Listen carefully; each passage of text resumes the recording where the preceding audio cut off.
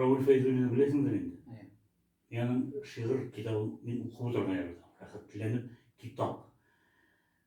Bir şiirine tutaldım, bunu sana da ettim. Bir yılın üzerinde de Simim diye şair Raul Feyzul'ün yaz 72 şiirinde.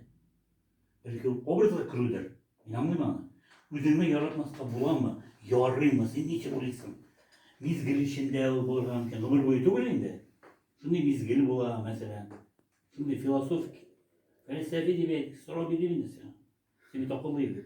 Ол білмеймін енді, ол мен қалса барыбір өз-өзіңдің ішіндегідер күреш бара бит енді. Енді диалог қар вақытта да өзің білән өзің шулай бит енді. Бара мı? Бара. Ол һәрбір кешедә бара бит енді. Менә шулай эшлим әле.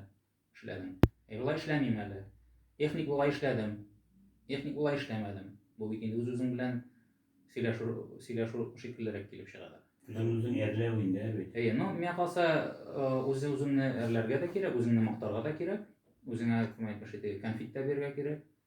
Мин шулай дип беләм. Кайбер кешеләр бар, менә гомер буе ниндидер эштә эшлиләр һәм гомер буе әйтәләр: "Мин бу эшне яратмыйм.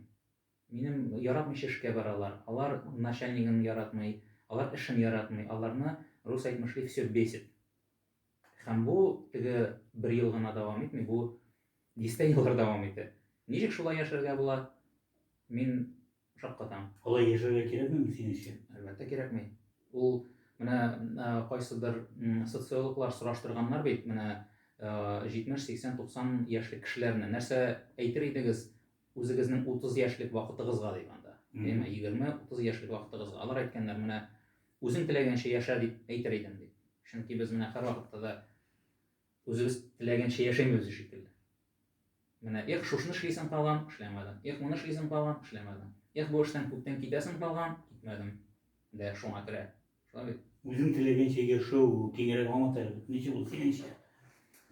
Менә бер генә мисал белән мин сиңа аңлатам бит инде. Менә үзеңнең эшеңнән тәм табу, яратмау. Ул нәрсәдән башлады? Ул әле үзеңнән генә дә башламый бит. Менә ул башлана әле шул исәптән әти-әниләрнең йогынтысыннан да. Менә син әйтәсең фәлән югары уку йортына керәм, сиңа әтиең әйтә яки әниең әйтә: "Юк, ул престижный түгел әле." Әйеме, бу вакытларда бу престижный түгел, менә син башкага бар.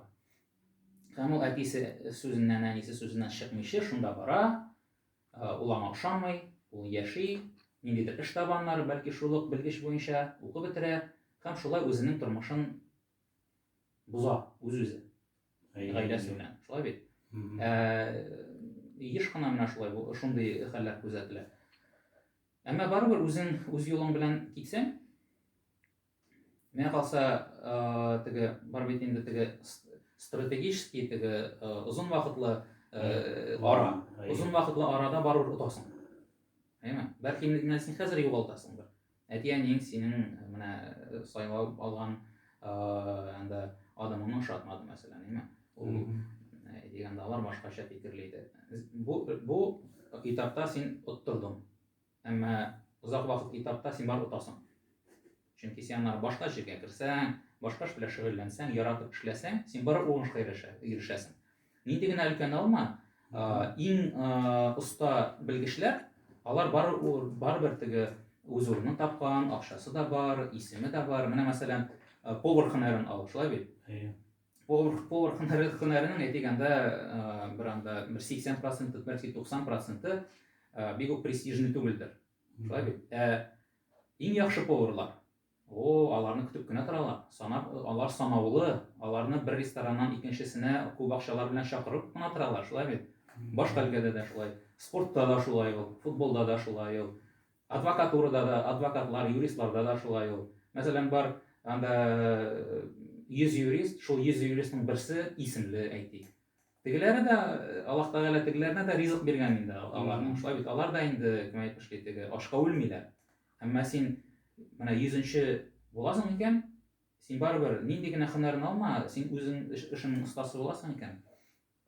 Син барыбер теге акча ягыннан да, исем ягыннан да, дәрәҗә ягыннан да бар уңышка ирешәсең. Үз эшенең остасы булырга кирәкме? Әйе. Аның өчен шуны белән яшәргә кирәк. Шуны белән. Ул осталык нәрсәдән килә? Чөнки ул аны ярата. Чөнки ул әтисе әйткән җиргә генә бармаган. Синең андый проблема булмадымы әти-әни белән? Әти-әни белән андый проблема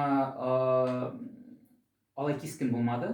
Әмма менә 91 елларда татар гимназиялар ачылгач, гәрчә без татарча гына сөйләшсәк тә иде, безнең мин 5 ел укыдым, 4 ел укыдым русча. Һәм безгә мәктәпкә килделәр дә әйттеләр, менә татар гимназиясе ачабыз, анда бөтенсе шәп булачак, анда теге була, анда бу була, кызыктырдылар инде бала күңелен. Һәм мин өйгә кайттым да әйтәм, нигә барам, татар гимназиясенә барам. Ул бездән шактый ерак, ул самы белән чагыштырганда. Миңа вакытта әти белән әни бер шикелләнеп куйдылар инде. Кирәк микән, юк микән, ерак та бит, теге куркыбрак. Ул вакытта алар теге кискен үк дип әйтмим инде, кискен үк каршы булмасалар да, алар бармау яклы иде.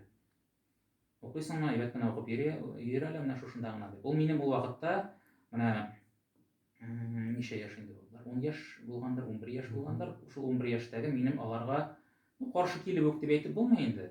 Ул инде ул вакытта ничек дип әйтим, менә минем карар иде. Менә ул минем карар. Ул карарны минем әти-әни бик үк яратып бетермәде ул вакытта. Әмма ул минем карар булгач, ул менә чынга ашты. Менә шулай кереп китте ул.